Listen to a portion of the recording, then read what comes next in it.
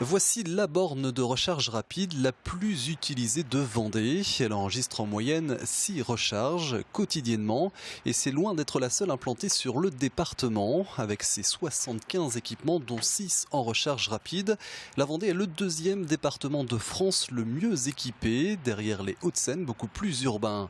La Vendée certes très rurale et pourtant idéale pour l'implantation de ce type de véhicule.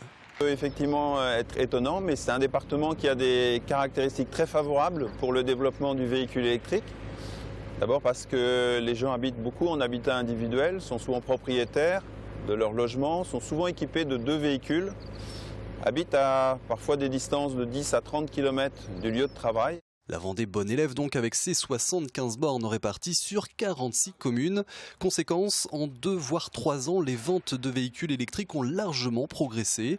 Ce modèle par exemple talonne aujourd'hui de près d'autres véhicules plus classiques. Aujourd'hui on rattrape d'autres véhicules de la gamme qui sont beaucoup plus connus depuis quelques années, comme le Note notamment, qui font moins de 10% de nos ventes. Donc sur 2016, on compte bien avec la Leaf se rapprocher très clairement d'un produit de la gamme connu depuis plusieurs années. Équipés comme les véhicules thermiques, les voitures électriques ont d'ailleurs de quoi séduire, même si l'autonomie par exemple reste à développer, ce qui pourrait arriver rapidement. On ne peut pas partir en vacances début 2016, oui.